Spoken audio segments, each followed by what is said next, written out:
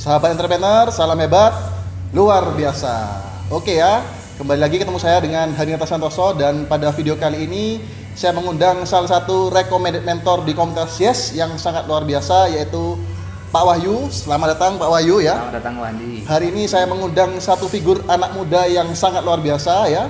Beliau akan ceritakan kisah suksesnya sampai hari ini. Dan background beliau adalah dulu joinnya sebelum usia 17 tahun. Pengen tahu kisah suksesnya seperti apa? Setelah yang satu ini.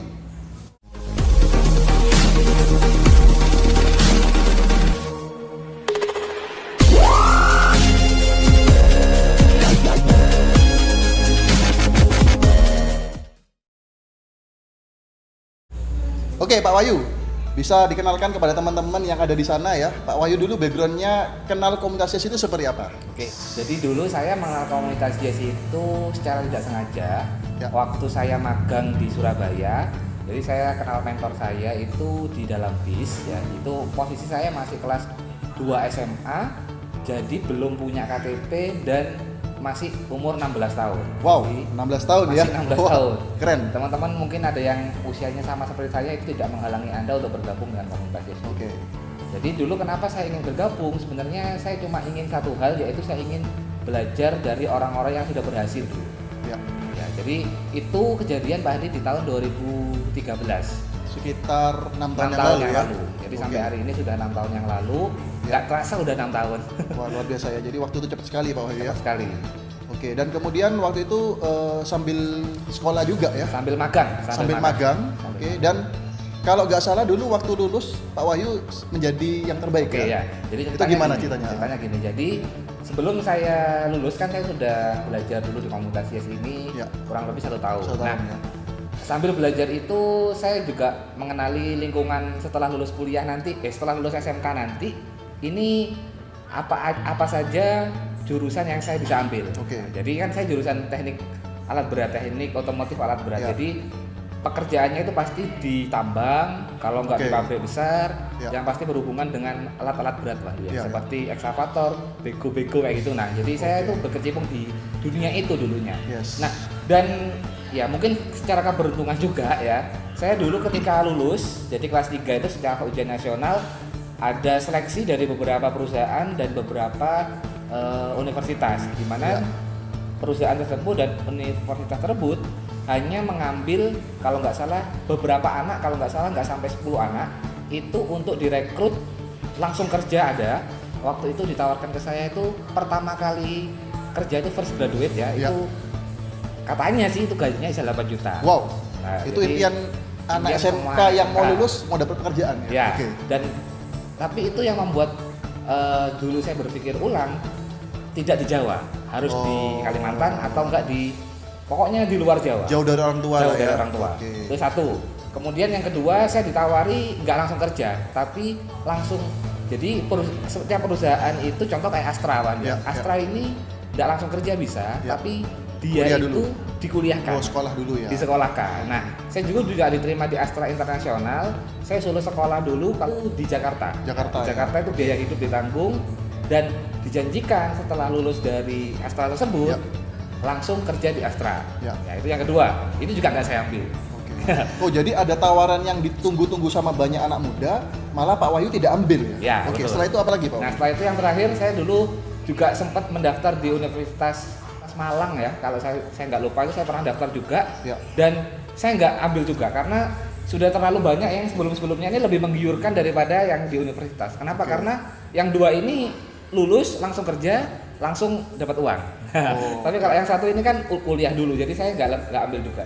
Ambillah pilihan yang keempat, yaitu saya meneruskan bisnis bersama komunitas Yes. Wow, ini Itu pilihan yang yang nggak saya ambil. banyak orang Ya. ambil ya. Ya, Sesuatu yang pasti, tetapi Pak Wahyu milih yang nggak pasti. betul. Nah, kira-kira apa alasan kuatnya Pak? Oke, jadi di tahun 2013 dulu, Ya. sebelum saya memutuskan untuk itu, pasti kan saya galau kan ya. Galau itu Galau, anak ya. muda banget itu ya.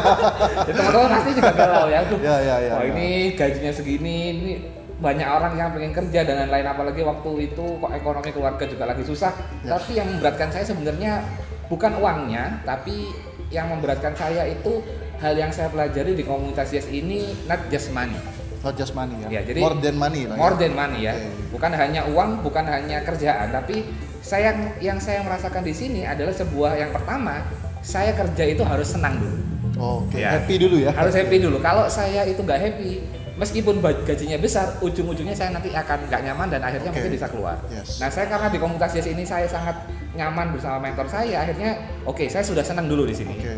Yang kedua, saya melihat sosok yang sangat luar biasa yaitu Bapak Chandra Putra Negara ya, selaku foundernya ini Success Ya, Before 30 Success ya. Before 30 ya. Ya, Oke. betul. Saya lihat beliau ini memang betul di awal saya di komunitas Yes tidak dijanjikan sama Pak Chandra kamu dapat uang langsung 10 juta, tidak. Ya. Tapi yang dijanjikan di sana adalah nilai kehidupannya. Ya, oke. Dimana di situ saya diajarkan untuk lebih menyayangi orang tua, saya juga diajarkan untuk lebih berbagi untuk manfaat untuk banyak orang. Nah, dari situlah saya merasa komunitas Yes ini menjanjikan sesuatu yang dari dulu menjadi passion saya. Oke. Yaitu untuk berguna untuk banyak orang, untuk bisa sharing kepada teman-teman semuanya. Itu yang saya cari dan akhirnya setelah lama berpikir Pak Andi, kurang lebih itu sejak lulus, itu kalau nggak saya lulus itu bulan April sampai pekerjaan itu menunggu di bulan Juli. Jadi ada waktu 3 bulan itu saya galau ya. Saya konsultasi sama orang tua saya konsultasi sama Pak Chandra juga. Waktu itu mungkin sama Pak Hadi juga cerita, akhirnya timbullah saya suatu keputusan bahwa saya ingin kuat ya.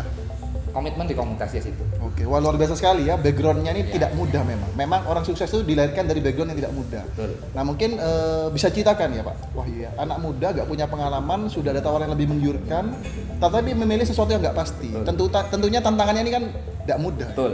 Mungkin ada tantangan apa yang mungkin teman-teman punya kemiripan ya? Ini lucu ini. Jadi gini, dulu waktu saya bergabung kan saya tidak di Jember Pak Andi ya. Ini kan saya domisili di Jember.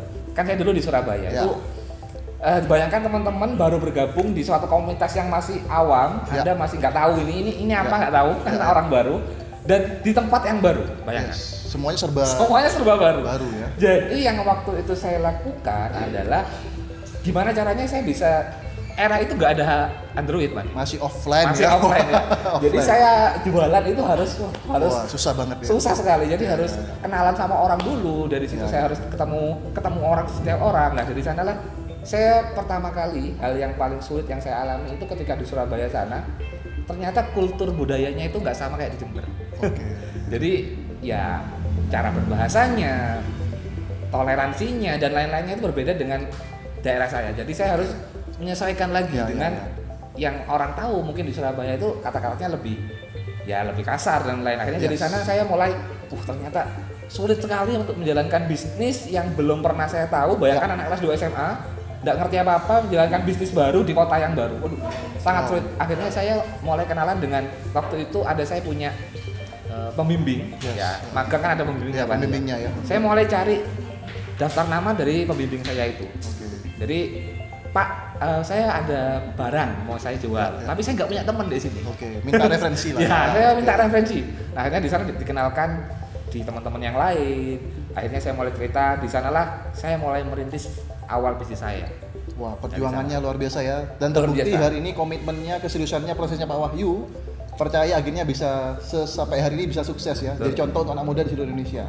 Oke, sebagai penutup Pak Wahyu. Yes. Kalau ada teman-teman yang mirip kisahnya seperti Pak Wahyu, ada nggak tips untuk mereka semua supaya bisa sukses seperti Pak Wahyu? Tips ya. Tipsnya gini. Jadi ini yang saya dulu tidak bisa percaya. Ternyata tips ini saya bisa sampaikan ke teman-teman sekarang. Saya percaya kata-kata itu percaya dulu baru melihat. Dulu saya nggak bisa mengartikan kata-kata mungkin nggak paham ya. Nggak paham ya. Mungkin ini simple, percaya dulu baru melihat. Ya tapi tidak sesimpel itu. Ya akhirnya saya mulai bisa percaya itu setelah saya lulus SMK Pak Andi. Jadi teman-teman yang bergabung dengan komunitas Yes, Anda percaya dulu aja, Anda akan dapatkan apa? Suatu hari nanti Anda akan bisa dapatkan hal tersebut. Mungkin sulit. Nah, jadi yang saya misalkan seperti ini. Saya dulu lulus SMA kan sulit Pak Andi ya. Orang tua ini kan kita kerja mau ada hasil. Jadi orang tua ini nggak peduli dengan proses kita. Orang tua ini minta kamu kerja harus ada hasilnya. Nah, dia nggak peduli kita mau seperti apa, kerja kerasnya nggak peduli. Yang penting kamu bisa dapat apa? Hasil dulu. Hasil dulu. Jadi saya harus percaya dulu bahwa komunitas Yes ini saya percaya dengan sesungguhnya percaya ya, seperti keimanan saya itu. Percaya saya harus bisa sukses. Akhirnya sebagai bukti komitmen saya langsung lulus SMA bulan Juni. Saya bulan Juli memutuskan untuk saya harus punya motor sendiri. Dan itu yang membuat orang tua saya percaya.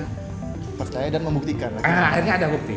Akhirnya teman-teman mungkin yang di komunitasnya sekarang, tipsnya apabila Anda kepingin sukses, Ya. Anda yang baru lulus SMA nih, yang kasusnya sama seperti saya ya, Ya, yang kasusnya sama seperti saya, Oke. yang orang tuanya mungkin tidak merestui, gampang teman-teman. Ya. Pertama, Anda harus punya hasil, Ya.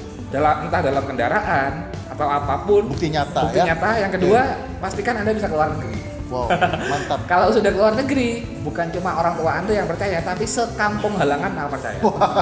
Dan Pak Wahyu sudah membuktikannya ya. Iya. Wah, luar biasa, selamat Pak Yes. Wahyu ya. Oke, mungkin sharing singkat ini bisa menambah inspirasi untuk Anda semua ya. Dan satu lagi sebagai penutup Pak Wahyu ya. Pak Wahyu juga sering membagikan inspirasi ya. Yes. Di channel YouTube-nya ya. Iya. Boleh disampaikan channel YouTube-nya Ya, apa Pak Wahyu? teman-teman yang mungkin mau belajar ya, mau melihat video-video saya juga bisa lihat Ya. di channel YouTube Wahyu Ardiansa. Yes. Ya, oke. Anda bisa lihat linknya di sini. Oke. Itu saja yang bisa kita sampaikan. Thank you Pak Wahyu atas Yes, terima kasih, kehadirannya Pak ya. Semoga menginspirasi dan selalu sukses untuk kita semua. Salam hebat Luar luar biasa.